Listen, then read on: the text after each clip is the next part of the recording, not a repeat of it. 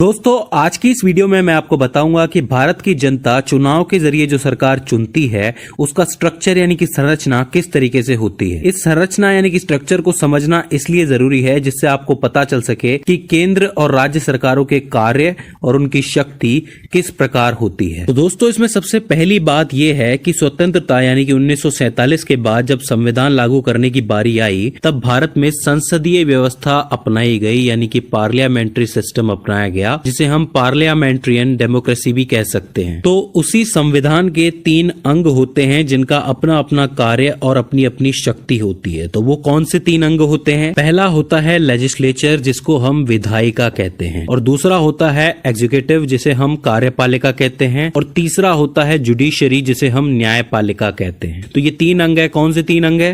पहला विधायिका, दूसरा कार्यपालिका और तीसरा न्यायपालिका। तो अब इन तीनों में क्या क्या डिफरेंस है? देखिए, जो लेजिस्लेचर होता है यानी कि विधायिका होती है वो एक लॉ मेकिंग बॉडी होती है यानी कि वो कानून बनाती है। आपने देखा होगा कि कोई विधेयक कोई बिल पास होता है तो वो विधायिका से ही होता है। तो वो कानून बनाती है देशवासियों के हित के लिए, या कोई पुराना कानून बदलने के लिए, या फिर कोई पुराना कानून हटाने के लिए। तो वहां पे सभी मेंबर्स की सहमति से कोई भी विधेयक बनाया या पास किया जाता है, वहां पे लॉ बनाया जाता है। वही बात करोगे एग्जीक्यूटिव यानी कि कार्यपालिका की, तो यहाँ पे होता यह है कि लेजिस्लेचर ने जो कानून बनाया है, जो विधेयक पास किया है, उसको इंप्लीमेंट करना यानी कि उसको लागू करने का काम जो है पूरे समाज में वो कार्यपालिका करती है। वहीं ये जो तीसरा पार्ट है जुडिशरी यानी कि न्यायपालिका, इसका काम ये है कि जो लॉ लागू किया गया है, जो कानून लागू किया गया है कार्यपालिका के द्वारा, उसका पालन ठीक से हो रहा है कि नहीं हो रहा है। अगर नहीं हो रहा है, कोई इसको तोड़ रहा है, तो उसको सजा देने का काम जुडिशरी करती है। अब देखिए, सबसे पहले बात करें विधायिका की यानी कि लेजिस्लेचर की, तो आप समझ लीजिए कि सरकारें 2 लेवल्स पे चुनी जाती हैं।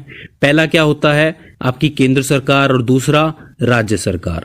केंद्र सरकार ये पूरे देश के लेवल पे चुनी जाती है और राज्य सरकार अलग अलग राज्यों के लेवल पे चुनी जाती है। अगर पूरे देश के लिए कोई कानून बनाना हो तो वो केंद्र सरकार बनाएगी। वहीं अगर मान लो कि राजस्थान के लिए कोई बिल पास करना हो सिर्फ राज्य स्तर पे, तो वो राज्य सरकार कर पाएगी, वो केंद्र सरकार नहीं करेगी। केंद्र स्तर पर जहां कानून बनाए जाते हैं उस जगह को हम संसद या इंग्लिश में पार्लियामेंट कहते हैं। वहीं दूसरी तरफ राज्य स्तर पर जहां कानून बनाए जाते हैं उस व्यवस्था को हम विधान मंडल कहते हैं। अब देखिए, इस संसद में कानून बनाने के लिए 2 तरीके के सदन यानी कि हाउसेस होते हैं। एक लो हाउस होता है और एक अपर हाउस होता है।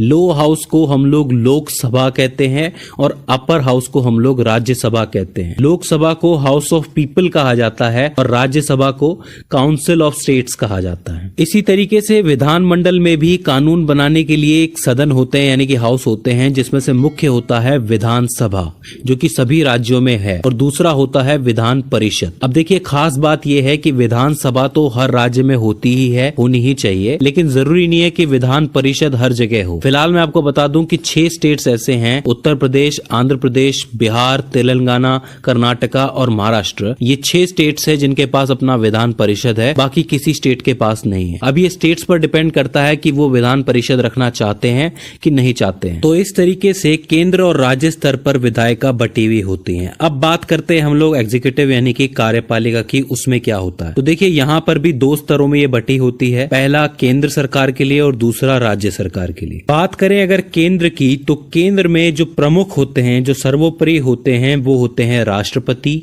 उसके बाद आते हैं उपराष्ट्रपति, और उसके बाद आते हैं प्रधानमंत्री, और उनके नीचे होता है मंत्री परिषद।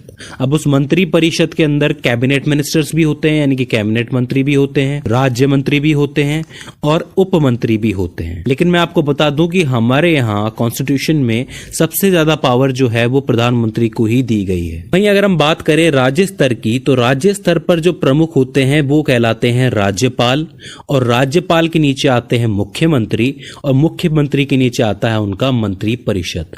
यहाँ पर भी ज्यादातर जो कार्यभार है वो मुख्यमंत्री के हाथ में होता है, यानी कि एक राज्य का पूरा कार्यभार मुख्यमंत्री के हाथ में होता है, जिसे वो मंत्री परिषद की मदद से चलाते हैं। अब हम बात करते हैं जुडिशरी यानी कि न्यायपालिका के बारे में। देखिए, भारत की जो न्यायपालिका है वो 3 स्तरों में विभाजित है। इसमें जो सर्वोपरि प्रमुख है वो कहलाता है सुप्रीम कोर्ट, जो कि दिल्ली में है। इस सुप्रीम कोर्ट में जो फैसला सुनाते हैं जज, वो कहलाए जाते हैं CJI यानी कि चीफ जस्टिस ऑफ इंडिया। ठीक है। अगर देश पर के स्तर पे कोई भी मुकदमा चल रहा है तो वो उसे सॉल्व करने का काम सुप्रीम कोर्ट करते हैं। हालांकि सुप्रीम कोर्ट में अपने केसेस भी आते हैं और कुछ केसेस हाई कोर्ट से भी आते हैं, तो वो केसेस का निपटारा भी सुप्रीम कोर्ट ही करता है। इसके बाद बात करें, राज्य स्तर पर हाई कोर्ट होते हैं, जैसे कि राजस्थान का अपना एक हाई कोर्ट है, दिल्ली का अपना एक हाई कोर्ट है। इसी तरीके से टोटल 25 हाई कोर्ट इस वक्त इंडिया के अंदर है। तो राज्य स्तर पर जो प्रमुख होता है जुडिशरी में वो हाई कोर्ट होता है। इसके बाद जब आप और नीचे आते हो तो डिस्ट्रिक्ट लेवल पर डिस्ट्रिक्ट कोर्ट्स होते हैं, जो कि उस डिस्ट्रिक्ट के जितने भी मामले हैं उनको निपटाते हैं। हालांकि मैं आपको बता दूं कि देश के सबसे ज्यादा मुकदमे जो हैं वो डिस्ट्रिक्ट कोर्ट्स में ही आते हैं, क्योंकि हर आदमी हाई कोर्ट या सुप्रीम कोर्ट नहीं जाता है। हालांकि दोबारा अपील करनी हो तब उन्हें ऊपर ही जाना पड़ता है, क्योंकि डिस्ट्रिक्ट कोर्ट अपना फैसला दे चुका है। तो इसलिए उसके लिए पहली सीढ़ी डिस्ट्रिक्ट कोर्ट है और आखिरी सीढ़ी सुप्रीम कोर्ट है। तो इस तरीके से हमारी जो जुडिशरी है, जो न्यायपालिका है, वो विभाजित होती है। इसमें मैं जाते जाते आपको एक फैक्ट बता देता हूं कि अगर लेजिस्लेचर यानी कि विधायिका और जुडिशरी यानी कि न्यायपालिका के बीच में किसी कानून को लेके मतभेद होता है तो उसका निपटारा हमारे राष्ट्रपति जी करते हैं। सो फ्रेंड्स, ये हो जाते हैं कॉन्स्टिट्यूशंस के 3 अंग जिसके ढांचे पर सेंट्रल गवर्नमेंट और स्टेट गवर्नमेंट काम करती है। आई होप ये वीडियो आपके लिए हेल्पफुल साबित रही होगी।